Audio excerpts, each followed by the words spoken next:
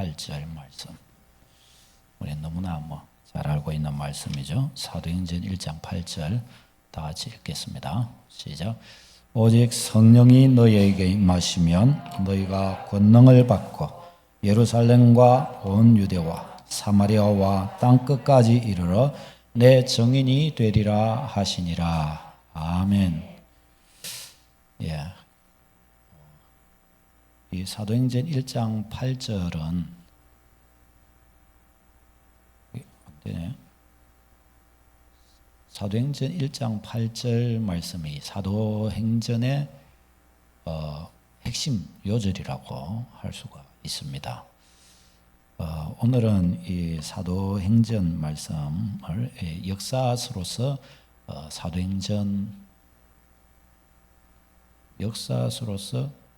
사도행전을 어떻게 볼 것이냐, 어떻게 읽을 것이냐 한번 살펴보도록 그렇게 하겠습니다. 참 우리 성도님들 귀해요. 믿음 안에서 참 아름답게 또 존귀하게 이렇게 우리가 빚어져가고 또 우리의 시대에 우리의 믿음의 생활이 참 즐겁고 또 행복하고 또 기쁜 그런 신앙의 생활이 다 되시기를 바랍니다. 더불어서 우리의 삶이 또한 살아가는 하루하루의 그 삶이 주 안에서 참으로 보람이 있고 참 기쁘고 또 만나는 사람들이 귀하고 행복하고 나누는 대화가 즐겁고 그렇죠.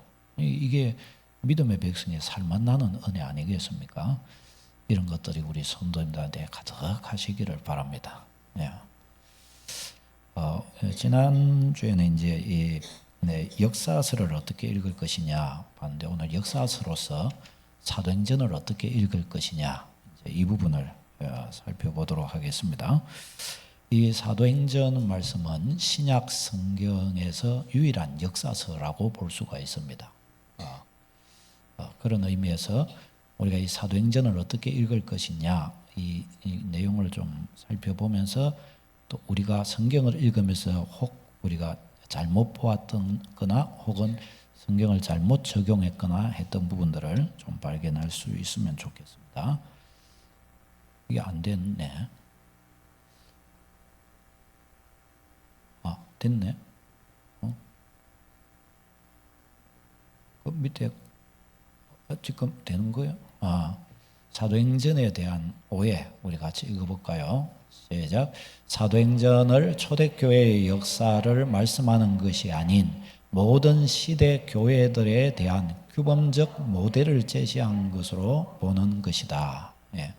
이 뭔 말인가 하면은 사도행전은 초대교회, 교회가 어떻게 시작되었으며 복음이 어떻게 확장되었는가를 사도행전은 보여주고 있죠. 근데 이 사도행전에 나와 있는 처음 이 역사에 나타난 신약 교회이기 때문에 사도행전에서 일어났던 교회에서의 모든 일과 그 내용들이 모든 교회에도 똑같이 적용돼야 된다라고 보는 입장입니다. 그 눈을 가지고 사도행전을 본단 말이죠. 그런데 이게 사도행전을 하면은 이것을 잘못 보는 것이 될 수 있다는 겁니다.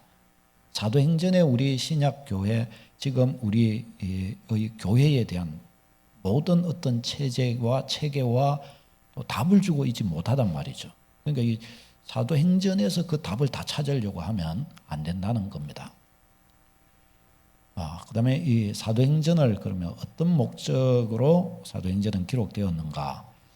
이 사도행전이 어떤 목적으로 기록되었는가를 보면서 이제 이 사도행전 가운데 나와 있는 이 교회의 모습과 거기에서 행해졌던 일들, 나타났던 일들을 어떤 눈으로 우리가 바라봐야 되겠는가? 이것을 우리가 여기에서 좀 알 수가 있겠습니다. 사도행전 전체적인 개략의 이 전체적인 내용들을 좀 개략적으로 이걸 총론이라고 그러는데 총론과 또 줄거리라고 그러는데 이 전체를 개략적으로 이렇게 좀 살펴보면서 사도행전의 목적이 뭔가를 우리가 한번 살펴보도록 하겠습니다. 먼저 사도행전은 이게 6 부분으로 이렇게 나눌 수가 있습니다. 6부분으로 나누어지는데요. 1장부터 해서 6장 7장까지 이렇게 한 단락으로 나누어집니다. 여기에서는 이제 처음 교회가 어떻게 태동하게 되었는가를 보여줍니다. 사도행전 2장에 오순절 성령께서 강림하시면서 그때부터 사도들이 갑자기 바뀌어요. 변화받아 버립니다. 막 저들에게 통해서 막 메시지가 막 나오는데 자기들이 의도하지 않는, 또 자기들이 이전에는 깨닫지 못했던 말씀들이 막 감동으로 막 흘러나오는 거예요. 그러니까 막 자기들도 주체할 수 없는 열정이 막 흘러나오면서 막 방언이 나오고 막 메시지가 막 저들에게서 막 흘러나오니까 여기서부터 믿는 자들이 막 나오게 되는 거예요. 4,000명이 믿고 막 5,000명이 믿고 막 이러면서 믿는 사람들이 막 이렇게 생겨났단 말이죠. 그 일을 저기에서 가르쳐 줍니다. 그런데 여기에서 이제 이야기 말씀을 하는 것 중에 중요한 것은 이 첫 교회가 어떤 형태를 가지고 있었느냐는 겁니다. 이 첫 교회는 예루살렘을 중심으로 해서 유대인들만으로 이루어진 교회였습니다. 유대인들만. 유대인들은 두 종류로 나누어졌어요. 계속해서 저 예루살렘과 이스라엘 땅에서 계속해서 살았던 사람들, 이 사람들을 히브리파 유대인이라 그럽니다. 그 다음에 또 이스라엘 백성이고 유대인이기는 하지만 저 이방 나라로 포로로 잡혀가기도 했고 또 이방 나라로 이사가기도 했고 한 사람들이 있잖아요. 이런저런 이유로. 그래서 이방 나라에서 유대인 공동체, 디아스포라라고 그러는데 유대인 공동체를 이루어서 많이 전역으로 흩어져서 생활을 했습니다.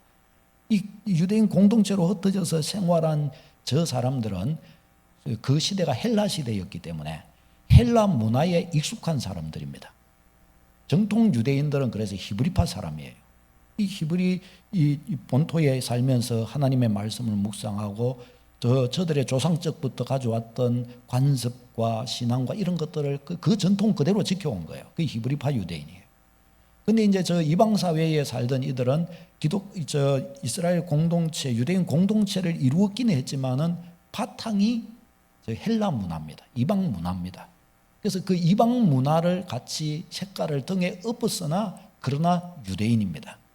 이 사람들이 이제 죽을 때가 되어서 그도 우리 본토에 본향에 가서 죽어야 되지 않겠나 해서 오신 분들이 있고 다시 또 이 이스라엘 땅으로 가서 내가 살아야 되지 않겠나 해서 고국으로 다시 돌아와서 사는 분들이 있어요. 이 사람들을 헬라파 유대인이라고 합니다.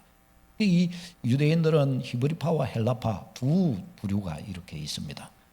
근데 이제 오순절 성령 강림하셨을 때 어떻게 해요? 그날 오순절 날이었잖아요. 이스라엘 3대 절기 가운데 오순절 두 번째 절기잖아요. 그러니까 요만 저 헬라파 유대인들도 이방에 있던 유대인들도 막 모여들었단 말이죠.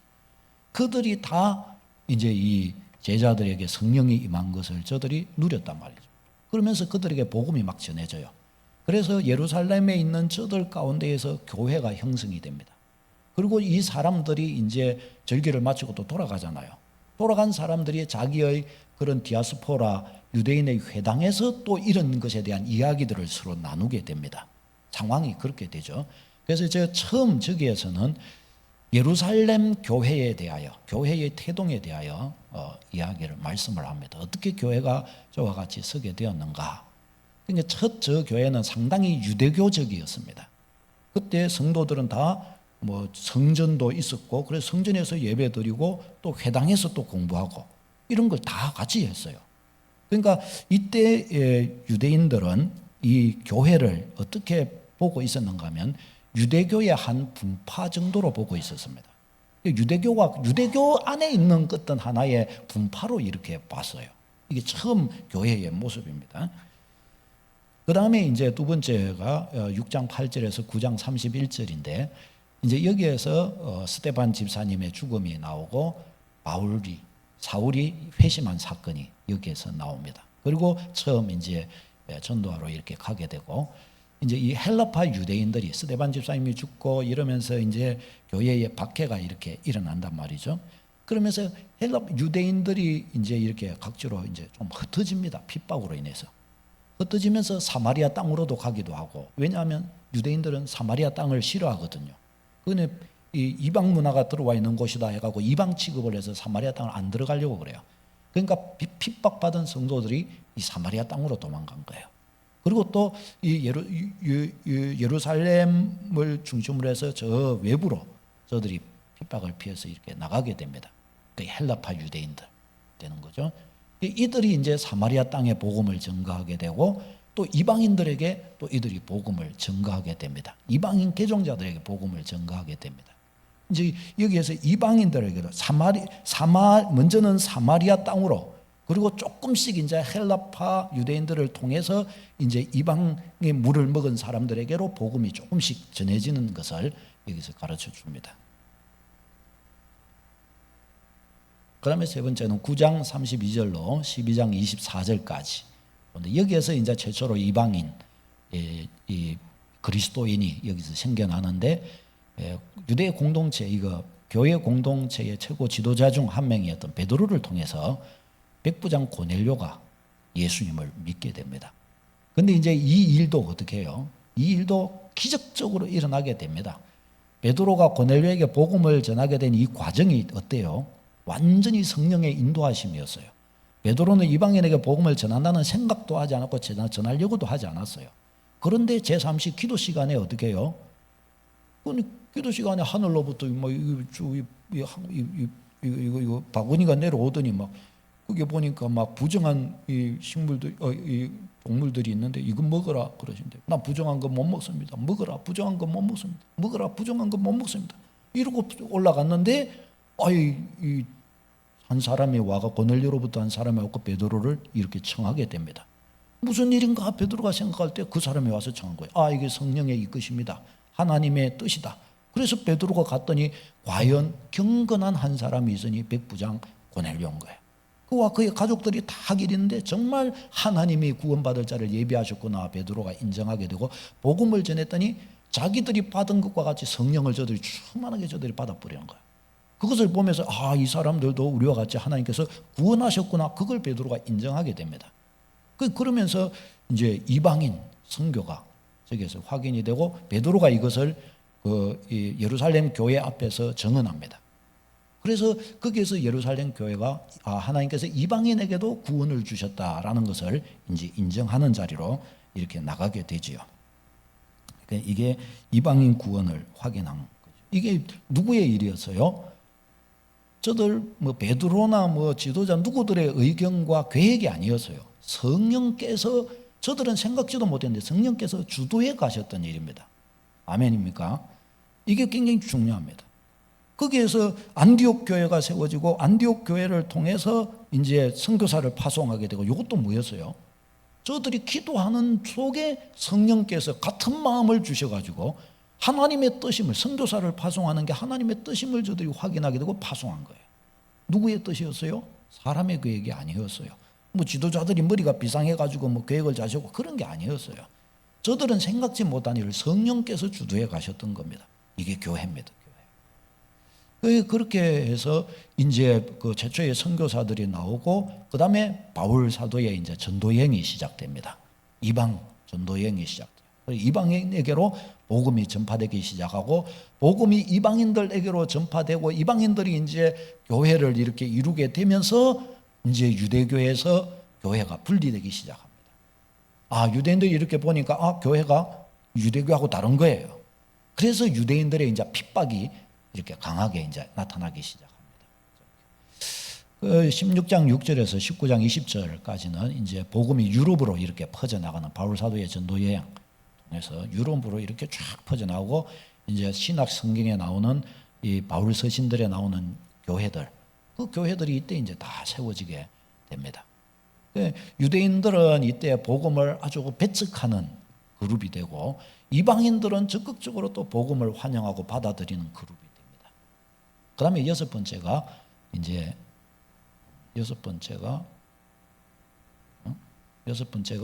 19장 21절로 28장 30절까지인데, 이제 여기는 바울 사도가 이제 전도 여행을 이렇게 마치고 또 예루살렘으로 이렇게 이방인 교회들의 이렇게 구제 연보를 가지고 예루살렘 교회를 섬기러 왔다가 거기서 이제 로마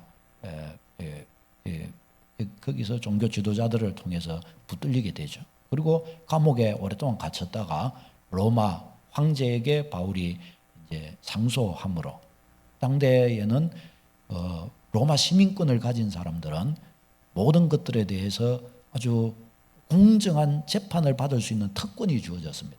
만일에 그것을 어기면은 심판을 받는 거예요. 그리고 또 중요한 것 하나, 특권 중에 하나가 로마 시민권을 가진 사람은 어디에 있든지 로마 황제에게 직접 자기 자신의 재판권을 맡겨서 호소할 수가 있었어요. 그래서 바울 사도가 그렇게 합니다. 그러니까 바울 사도가 이렇게 할 때 원래 자기는 그 전에 스바나로, 저 스페인 쪽에까지 복음을 전하기 위해서 로마를 거쳐서 간다고 로마서에 보면 그 나오잖아요. 나오는데 그러니까 바울 사도가 저기 감옥에 있으면서 이제 뒤에는 다르게 깨달았던 것 같아요. 아, 나의 그러면 로마까지인가 보다 하고 하나님의 그 뜻을 받은 것 같아요. 그래서 바울이 결국은 저기서 예루살렘에서 재판을 받지 않고 이 로마 황제에게 재판을 받겠다라고 호소를 합니다. 그래서 로마로 이렇게 압송이 되어 가는 거예요. 왜 로마 황제에게 받으려고 그랬냐? 로마 황제에게 객관적으로 자기가 재판을 받으면 어때요? 자기가 살아온 삶, 복음 전했던 거, 유대인들과의 관계 이런 거 이제 다 공적으로 이야기하게 되잖아요. 그 이야기하면서 황제 앞에서 복음을 전할 수 있는, 당당히 전할 수 있는 기회가 되는 거예요. 그렇게 해서 바울 사도가 이제 로마에서 이렇게 복음을 전하는 것으로 하면서 사도행전이 이렇게 마치게 됩니다. 여기서 황제에게 이제 재판을 받는 것까지는 안 나오고 거기에서 이제 여러 유대인들을 막 바울을 방문을 하죠. 그러면 그들에게 계속해서 바울이 복음을 전하게 됩니다. 그러니까 바울이 이게 황제에게 호소해서 로마로 호송되는 과정과 그 재판 이 모든 것을 통해서 뭐예요? 로마의 복음이 전해진 거예요. 로마에 결국은 많은 사람들이 이제 예수님을 믿게 됩니다. 자, 우리가 이게 이제 6가지로 나누어서 이게 사도행전을 이렇게 본 것인데 이 줄거리를 이렇게 쫙 개괄적으로 이렇게 쫙 이렇게 보면 여기에서 좀 우리가 알게 되는 게 있습니다. 그게 4-1 첫 번째 읽어보겠습니다. 시작. 복음이 유대교의 근거한 예루살렘 중심에서 이방인을 중심으로 확장된 과정을 알려준다. 예.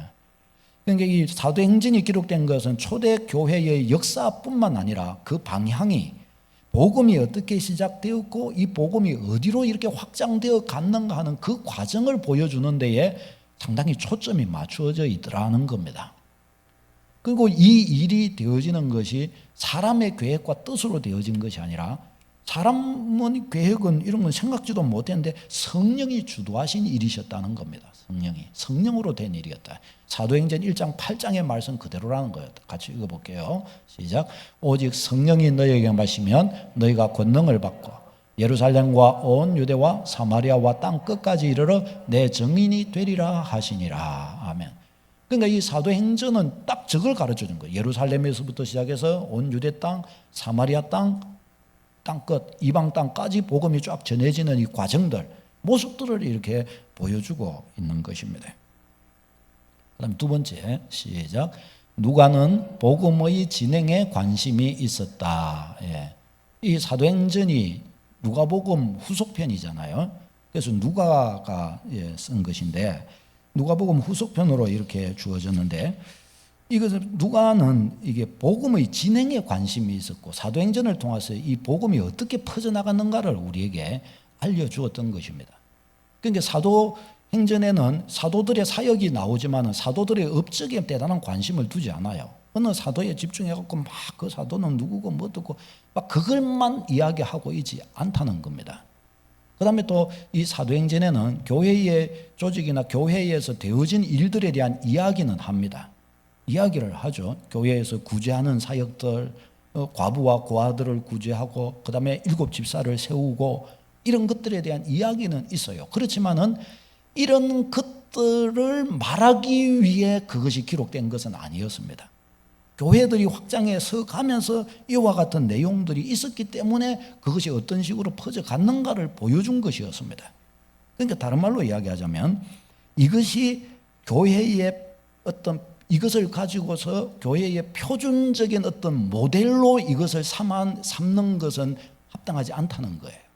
그것이 하나의 모습이었다는 겁니다. 예를 들어서 이제 7 집사를 세우게 됩니다. 7 집사를 사도행전에 보니까 저희 교회가 세웠기 때문에 우리도 7 집사를 세워야 된다. 교회는 그렇게 돼야 된다. 이렇게 만일에 이걸 적용을 하면 맞을까요? 틀릴까요?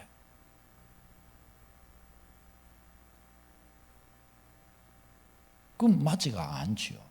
그거는 그 초대교회가 그와 같이 이제 일곱 집사의 세울 필요를 가지고서 세웠던 겁니다. 구제의 문제를 가지고서 헬라파, 히브리파 과부들의 구제의 문제로 다툼이 일어나게 되니까 사도들이 그러면 이것은 우리는 말씀에 전념하고 이 일을 누구에게 맡길 일꾼들을 세우자. 그래서 일꾼들을 세웠는데 그들을 집사로 명명하게 됩니다. 집사라고 하는 것은 그야말로 옆에서 서비스, 도우서 섬기는 자, 봉사하는 자, 집사잖아요. 집사. 집에 가정에 집사 있잖아요. 어떤 큰 가정에 집사 있잖아요. 그 집사입니다. 그 집사 섬기는 자예요. 수종드는 자예요. 이름을 그래서 집사라고 수종드는 자로 주님의 교회를 수종드는 일꾼으로서 집사라고 그래서 명명했던 것입니다. 그러니까 거기에서 앞으로 장차 오고는 모든 교회는 이와 같은 체계를 가져야 된다는 말을 하기 위해 사도행전이 그 말을 한 것은 아니란 말이죠. 그렇죠? 거기에서 교회가 세워지고 어떤 식으로 나아갔는가를 거기서 가르쳐 주고 있는 것입니다. 지금 우리는 장로교회예요. 장로교회의 직제는 목사, 장로, 집사 이렇게 기본이 되어 있고, 그 다음에 이제 또 준항존직으로 권사 이렇게 세웁니다. 그런데 성경에는 권사가 없잖아요. 근데 이거 왜 성경에 없는데 이걸 왜 세울까요? 그러니까 이 성경에는 이 직제에 대해서, 교회의 직분 체계에 대해서 정확하게 이래야 된다라고 말하지 않았다는 겁니다. 우리가 지금 하고 있는 목사, 장로, 집사의 어떤 이런 항존직을 이렇게 세우고 한 것은 장로교 전통에 의해서 그렇게 한 겁니다. 우리는 장로교회고 장로교회를 세운 거예요. 그리고 장로교회 정치 원리를 가지고서 우리 교회의 직제가 이렇게 만들어지게 된 것입니다.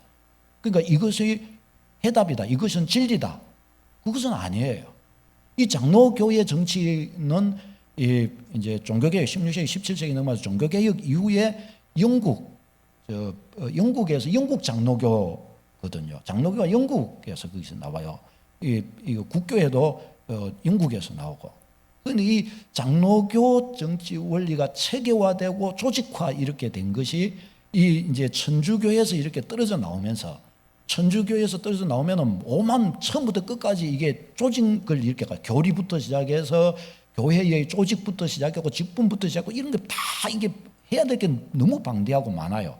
이걸 수년간에 걸쳐서 학자들이 모여갖고 나누고 연구하고 나누고 이렇게 해서 가장 성경적이다라고 여겨지는 직제를 만든 거예요. 이 장로교 정치입니다. 이게 장로교회를 만든 거예요. 그리고 그때 장로교회를 세우게 되고 거기에서 장로교 헌법과 정치 원리와 이제 이거 신앙 고백이 나오게 되는데, 이게 웨스트민스터 신앙 고백서예요. 우리 장로교회가 그래서 웨스트민스터 신앙 고백서를 따라서 신앙 고백을 가지고 교회 정치를 해 나가게 되는 겁니다. 이게 이제 그렇게 해서 나온 거예요. 그러니까 이것은 성경이 가르쳐주는 명확한 규범이 있기 때문에 한 것이 아니라 성경을 전체적으로 이렇게 보아서 어떤 식으로 하는 것이 성경적인가라고 보아서 이와 같이 장로교 교회 정치가 나온 겁니다. 그러니까 다른 교회 정치도 나올 수 있잖아요. 그래서 교파가 많은 겁니다. 순복음, 또 감독제를 하고 있는 감리교, 또 침례교, 또 성공회, 다 있는 거예요. 또 성결교, 다 우리하고는 뭐 비슷한 것도 있지만 다른 것도 있어요. 어떤 지금 이제 장로교회라도 지금은 이제 여성 목사도 세우기도 하고, 그러나 우리 정통 장로교회는 아직 그런 쪽에는 아직 하지 않고 있고, 또 장로라고 이렇게 하는데 침례교 같은 거에는 원래는 장로가 없어요. 집사만 있어요.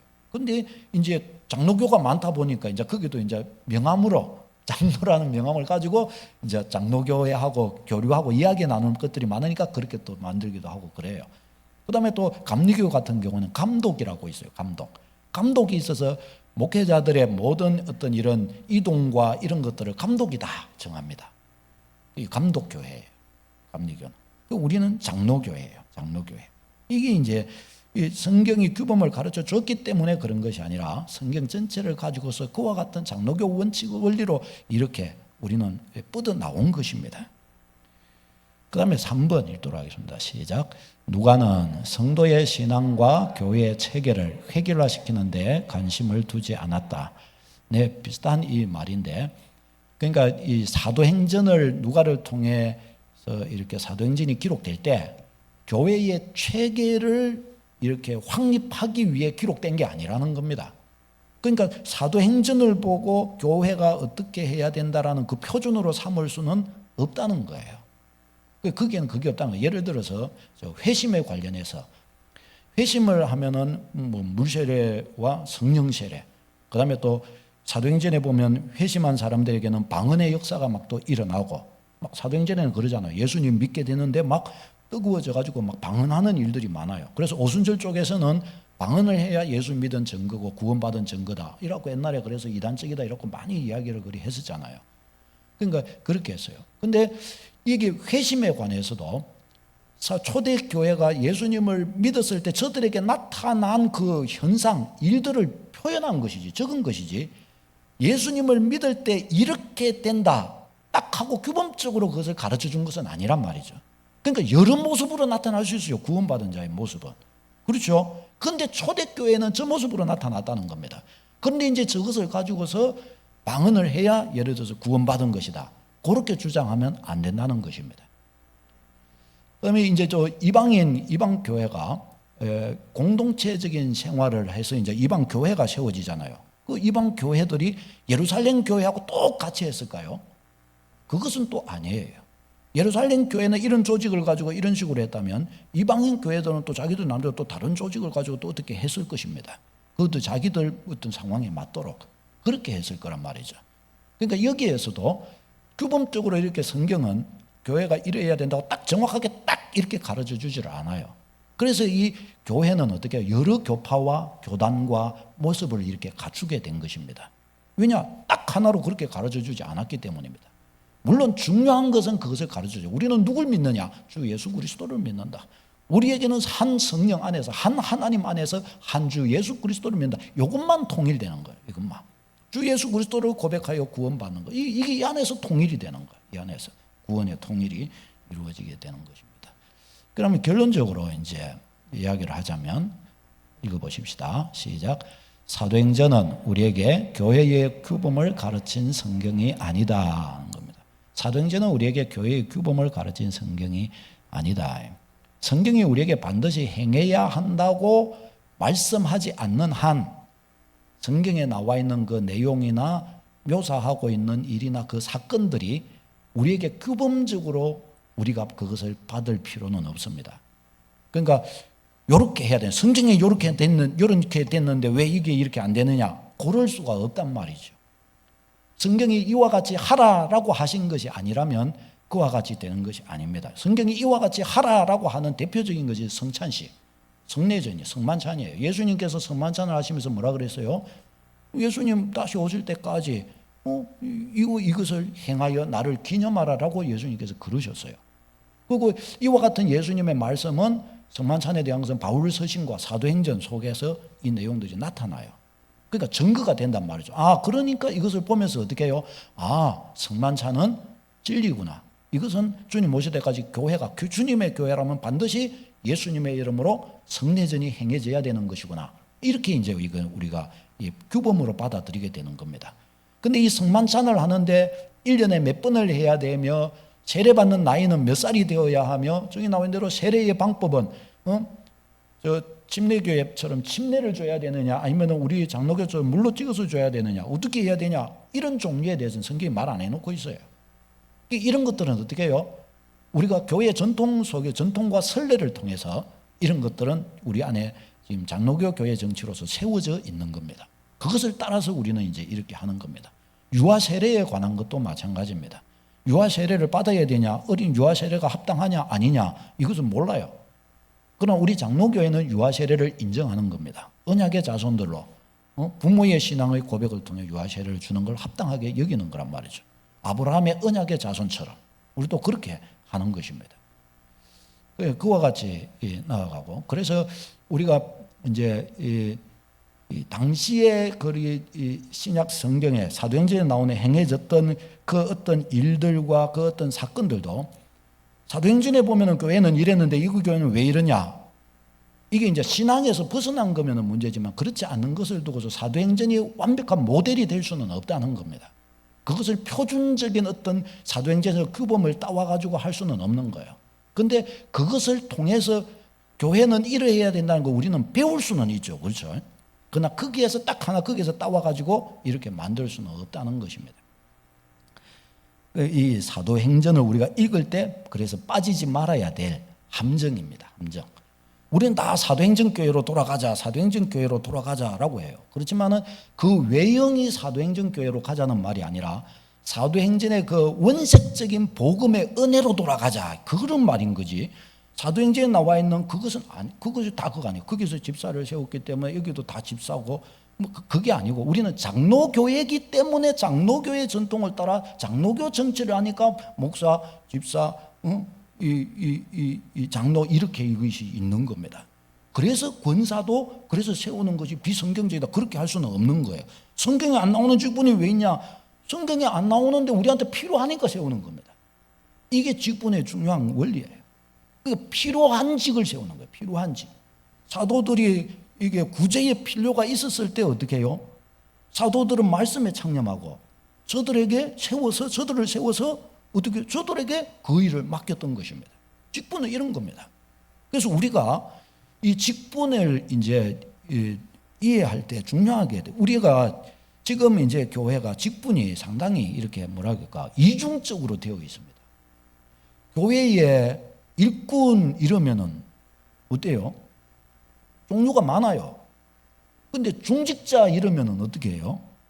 중직자 이러면은 목사, 장로, 집사, 권사 이렇게 되는 거예요. 그것도 집사라고 할 때도 중직자면은 항존직, 안수받은 집사 이렇게 이제 구분을 해요. 근데 이 직분이라는 게 사실은 뭐예요? 교회의 필요직인 거예요. 필요직. 교회가 필요해서 세운 거예요. 그냥 직분이라고 하는 그 직분 자체가 목적이 아니란 말이죠. 무슨 말인지 아시겠죠? 직분 자체가 목적. 그거는 교회의 리더예요. 그는 어떤 회에 교회를 섬기는 필요한 어떤 자리에 그 필요한 직분의 직임인 겁니다. 그러니까 필요 없는 아무것도 하지 않는 직분이란 존재할 수 있을까요? 그게 없어요. 그래서 목사도 신학을 공부하고 목사 고시에 합격을 하고 이래도 목사로서 하나님으로부터 부르심을 목사직으로서의 어떤 현장으로 부르심이 없으면 안수를 안 줘요. 부목사든지 담임목사든지 부르심이 있어야 안수를 줄 수가 있어요. 왜 그러냐? 하나님의 부르심은 그 현장이 있어야 그 부르심인 거예요. 그러니까 이게 중요한 것입니다. 그래서 우리도 이렇게 받아요. 그런데 지금은 어떻게 해요? 사실상 우리 좀 오해하지는 마시고요. 우리 시대의 각 교회들을 보십시오. 중직자들을 세우기는 세웠는데 중직자들은 가만히 있고 일할 또 일꾼을 또 세워요. 왜 그럴까요? 왜 그렇게 하게 될까요? 중직자를 일할 일꾼을 세웠는데 그거는 놔두고 또 다른 일꾼을 세워가지고 그들을 통해 일을 한단 말이죠. 왜 그럴까요? 왜 그렇게 하죠? 원래는 그럴 필요가 없고 직분자가 일할 일꾼을 직분자를 세운 거예요. 원래는. 근데 왜 다시 또 이렇게 세울까요? 중직자가 일을 안 하니까 안 되니까 세우는 거예요. 이게 이제 우리 인간의 연약함인 거예요. 일할 일꾼이다, 일을 할 수 있겠다 이래가지고 세웠는데 이런저런 사연들과 환경의 또 변화와 또 믿음이라는 것은 다 다른 거잖아요. 그러니까 그것에 따라서 해보니까 그 자리를 감당을 못하는 거예요. 안 되는 거예요. 그러니까 아이고 일꾼으로 세우기는 세웠는데 일은 안 되는 거예요. 그래서 이 일을 할 사람을 다시 또 훈련해갖고 또 제자 훈련하든지 뭐 하고 또 세우게 되는 거예요. 그러니까 이중적으로 돼버리는 거예요. 이중적으로. 그래서 이런 직제는 사실은 조금 이제 이게 앞으로 모르겠어요. 앞으로 한국 교회도 이런 문제가 이 문제가 지금 대두되고 있어요. 이런 것에 대한 이 직제에 대한 문제가. 그래가지고 이 문제를 앞으로 좀 이걸 좀 고쳐야 된다. 그래서 이제 여성 목사나 여성 지도자들 이런 것들을 인정하는 대로 나가는 겁니다. 왜요? 세상이 복잡해지고 그러다 보니까 여성들이 서야 될 자리가 많이 있거든요. 이게 뭐 성경을 그러면 위배하는 것이냐? 여성이 교회에서 잠잠하라. 이걸 저번에 봤듯이 상황화. 그 시대 문화에서 여성의 지위가 어땠기 때문에 그 시대 문화 속에서 주신 말씀이기 때문에 그렇다고 그것도 볼 수도 있는 거예요. 그래서 이제 그런 차원에서 성경이 그렇게 해석이 되면서 거기에 부분에 여성이 지도자의 자리로 가게 된 거란 말이죠. 그러니까 우리의 이 직제도 마찬가지입니다. 우리 고신척 교회 가운데에서도 어떤 이제 교회들은 조용히 여성 목사도 있어요. 목사님들 중에 해갖고 하는 데도 있어요. 그거는 이제 우리 교단 정치 원리하고는 안 맞죠. 또 여성이 또 장로직 비슷하게 해갖고 그게 장로들의 모임에 거기에서 그게 교회에서만 그와 같이 하는 데도 있어요. 그런데 이제 전체 거기에서는 또 이제 안 하죠.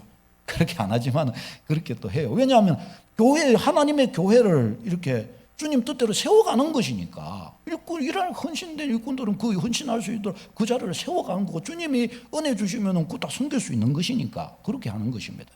그리고 내가 그것을 못할 것 같으면 이제 또 어떻게 하는 거예요? 그것을 그 일을 하지 못할 것 같으면 그냥 거기서 그냥 뭐 휴무를 하든지 그냥 이렇게 좀 내려놓으면 되는 겁니다. 그리고 또 할 수 있는 사람들은 교회에서 발굴을 해서 그 사람에게 세워가지고 직분을 주어 섬기도록 이렇게 하는 겁니다. 이게 교회더라 하는 거예요. 이게 교회. 그래서 사도행전에서 또 이것이 비단 꼭 집사다라고 하는 그 말보다도 원리가 그것을 이름을 집사로 한 거예요. 그 중요한 것은 뭐예요? 필요를 따라 세웠더라 하는 겁니다. 필요를 따라. 필요를 따라 주께 기도하였더니 주께서 그들을 공교회를 통해서 세워주셨더라라는 겁니다. 이 원리, 이게 직분의 원리라는 거예요. 그렇게 나아가더라는 것입니다. 자, 그 다음에 이제 마지막으로 역사서에서 사도행전도 마찬가지고 역사서에서 이렇게 사건, 사고, 어떤 일들이 많이 나와요. 성경에는. 일들이 다 있어요. 회심한 사건, 방언을 한 사건, 뭐 여러 종류가 있잖아요. 직분을 세운 것처럼 그런 게 있고 이게 다 하나의 예거든요. 이런 일들이 저렇게 있었단 말이죠. 그러면 이와 같은 예들을 우리는 어떤 식으로 받아들여야 되겠는가? 이것을 우리의 어떤 신앙적 규범으로 받아야 될 것인가? 아니면 뭘로 우리는 이것을 취급해야 될 것인가 하는 문제가 생깁니다. 그렇죠? 이게 중요한 문제예요. 특별히 사도행전 같은 경우는 우리가 사도행전 교회로 돌아가자 원색적 교회, 이 처음 태동한 교회였기 때문에 상당히 우리가 아무리 그래도 그걸 모델로 안 삼으려고 해도 안 삼을 수는 없거든요. 그렇기 때문에 이럴 때 우리가 이것을 어떻게 취급해야 되느냐 해서 아차 잘못하면 이상한 쪽으로 흘러갈 수가 있습니다. 성경을 볼 때 우리가 이 부분을 그러면 어떻게 추스려야 될 것이냐? 예? 예. 어떻게 추스려야 될 것이냐? 5-1 읽겠습니다. 시작. 역사서의 선례를 우리 행동에 대한 성경적 근거로 사용하면 안 된다. 예. 선례라는 말이 역사서의 어떤 사건, 일들을 말하는 거예요. 예를 들어서 기드온이 하나님 뜻을 알기 위해서 양틀에 하나님께 질문을 합니다. 하나님, 이게 하나님 뜻이 맞다면 양틀에 이슬이 있고 다른 데는 이슬이 흙에는 없게 해 주십시오. 자, 그러나 보니까 양틀에만 있어요. 하나님, 이거는 쉬우니까 그러면 양틀에만 없고 다른 데는 다 물이 있게 이슬이 맺히게 해 주십시오. 하나님께서 그렇게 확인을 시켜 주셨단 말이죠. 그래서 우리가 이것을 가지고서 와갖고 하나님, 동쪽입니까? 서쪽입니까? 오늘 이사를 가야 되는데 나는 도저히 어디로 가야 될지 모르겠습니다. 이것도 좋은 것 같고 저것도 좋은 것 같은데 주여 기도원의 은혜를 주옵소서. 양털을 갖다 놓고 주여 내일 새벽에 보겠사오니 이게 뭐 이슬이 맺히면 한 주의 뜻이고 이슬이 안 맺히면 주의 뜻이 아닌 줄로 알겠습니다. 이렇게 하면 될까요? 안 될까요? 그러니까 이것을 그 선례로 삼아서는 안 된다는 겁니다. 제가 청년 때 기도원 기도를 제가 해본 적이 있어요. 제가 주여 기도원은 그렇게 기도했은즉 저도 그 기도하오니 만일에 제가 이렇게 여차해갖고 이렇게 되면 주의 뜻인 줄 알겠고 저렇게 된다면 주의 뜻이 아닌 줄로 알겠습니다. 이게 혹 인생의 절대절명의 순간에 그런 기도를 해야 될 순간도 있을 수 있습니다. 그렇죠. 예를 들어 북한에서 탈출을 해야 되는데 이게 죽느냐 사느냐 순간에서 어떤 면에서 어떻게 할 수도 없고 하는 방법에서 이런 기도 외에는 다른 방법이 없는 어떤 순간이 있을 수도 있어요. 그런데 평소에 우리가 기도하고 기도 응답받고 이렇게 하는데 이런 식으로 한 거, 이건 굉장히 뭐라 그럴까요? 그냥 대놓고 모은 거는 겁니다. 그러니까 이것을 성경에 이렇게 쓴적 이것이 주의 뜻인 줄로 믿습니다. 이런 식으로 하면은 그래 놓고 그 다음날 양털에 왜 이슬이 안 맺혔냐고 뭐 이러는 왜 주여 내게 응답을 안 주십니까? 뭐 이런 식으로 하면은 이거는 잘못 적용한 것이 된단 말이죠. 이것은 기도원의 일이었어요. 기도원의 일.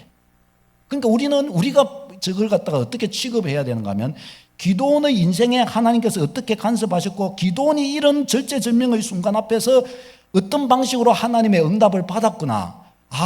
나도 양털 놓고 응답 받아야 되겠다. 이게 아니고 나도 하나님 앞에 기도하면 응답 주시고 하나님이 자기 백성을 지키시는구나. 이런 종류의 깨달음을 얻어야 되는 겁니다. 그리고 하나님께서 자기 백성의 길을 인도해 가신다. 이런 것들을 여기서 봐야 된단 말이죠. 그러면 예수님이 세례 받으실 때에도 성령이 비둘기같이 임했잖아요. 그런데 우리가 세례 받을 때 성령 비둘기같이 임하신 분, 그러면 우리 가짜 세례 받았다 뭐 이래야 됩니까?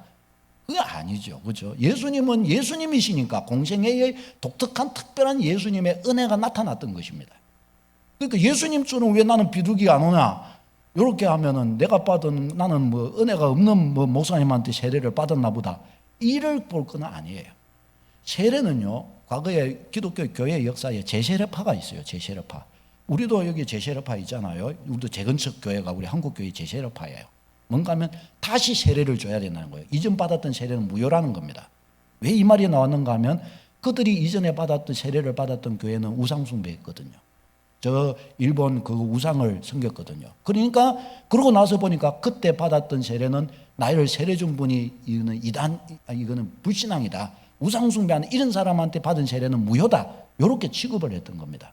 그래서 이분들은 다시 세례를 받아야 된다 그랬어요. 그러나 일반적인 우리 개육주의 신학에 있어서는 그런 세례도 합당하게 여깁니다. 그래서 캐톨릭에서 세례 준 거 어때요? 그것도 인정합니다. 영세 받은 것도 우리 개신교에서는 인정하는 거예요.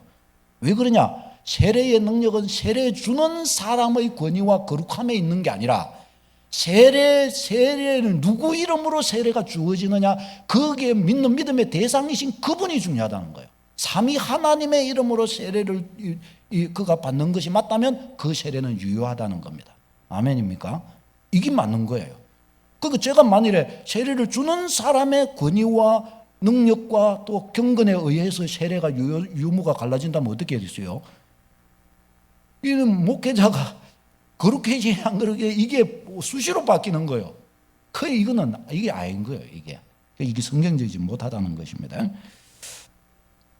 그 성경의 이 설례라고 하는 것들을 어떻게 취급해야 되느냐, 이 부분이 여기서 우리가 보는 중요한 문제가 됩니다. 5-2번 시작. 성경의 설례들은 비슷한 상황의 예화로 사용될 수 있다. 성경의 설례가 우리의 규범은 될 수 있는 것도 있고 없는 것이 있지만은, 그러나 이것은 좋은 예화는 되는 겁니다.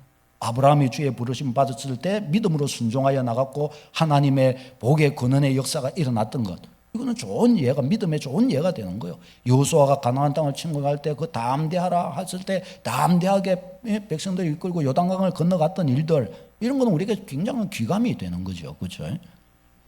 그다음에 세 번째 시작. 성경의 설례를 현재 행위를 정당화시키는 근거로 삼으려면 그 설례가 가진 원리가 그러한 가르침을 알려주는 다른 구전들과 부합해야 한다. 말이 조금 어렵게 들릴 수도 있는데, 성경에 그러니까 그와 같이 나와 있는 그런 사건과 일들이 지금 우리가 그것을 그대로 받아들일 수 있으려면은, 그것이 정당할 수 있으려면 거기서 나온 그 원리가, 그 가르침이 성경의 다른 구절들, 성경의 다른 곳에서도 두드러지게 확실하다는 증거가 필요하다는 겁니다. 예를 들어서 방언, 어떤 데서는 방언을 인정하지 않고, 우리 교단도 정확히는 잘 모르겠는데 과거에는 공식적으로 방언에 대해서는 그렇게 좀 인정하지 않았습니다. 왜 그러냐? 방언은 성경시대에만 유효했고 그 이후에는 필요 없고 주어지지 않는다, 이렇게 해봤단 말이죠.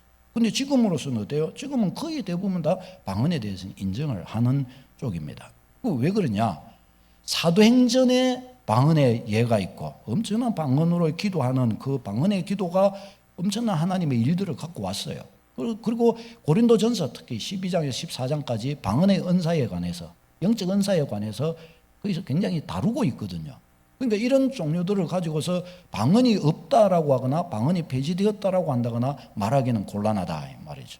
그래서 그런 차원에서 이것은 방언이 지금도 유효한가라고 할 때 유효하다라는 말을 해볼 수 있어요. 또 유효 안 하다라고 말하는 사람한테도 당신이 이런데 왜 유효하지 않냐 그렇게 말하기는 좀 곤란해요. 왜? 정확하게 방언해라 그렇게 했다거나 아니면은 이게 성경에 나와 있는 그 방언이 지금 우리가 하는 방언하고 같으냐 그때 녹음 안 해놨기 때문에 몰라요.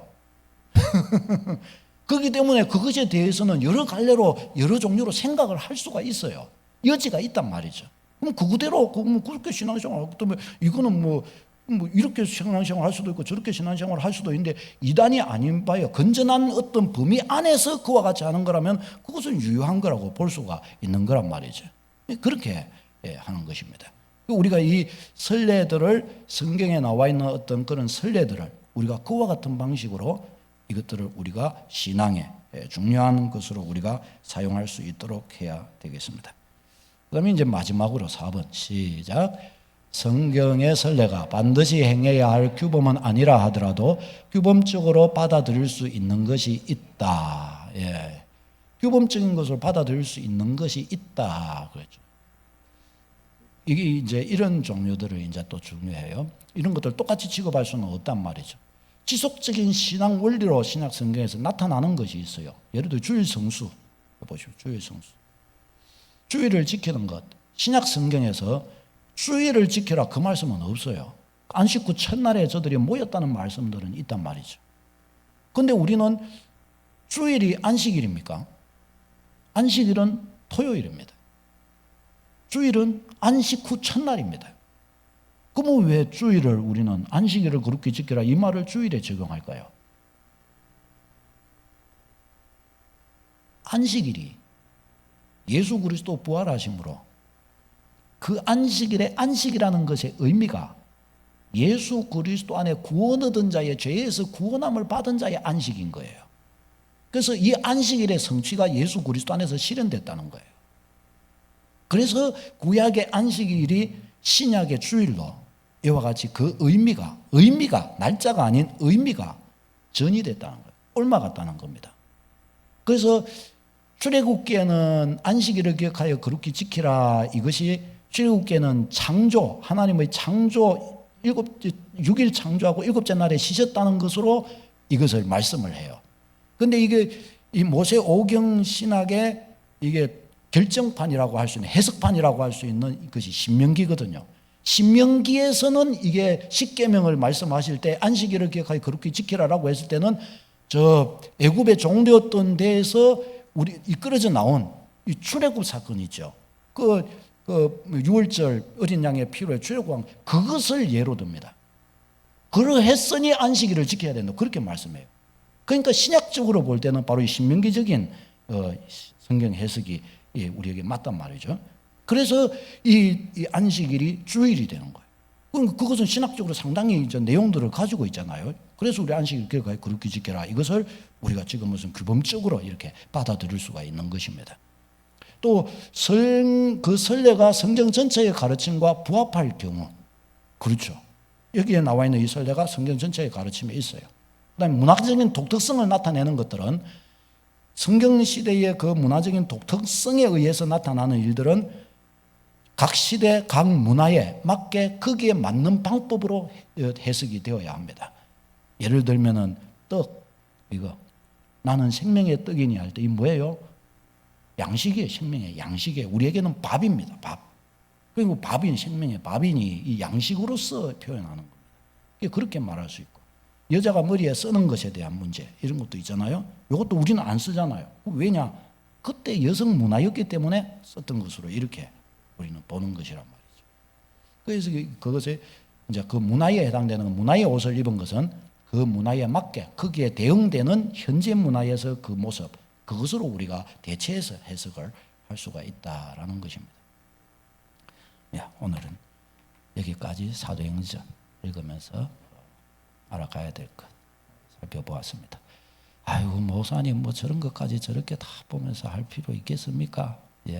한 번은 들어보면 장차는 다 양식이 되고 다 밥이 되고 분별의 눈에 다 쓰이게 될 줄로 믿습니다. 기도하겠습니다. 하나님 은혜를 감사합니다.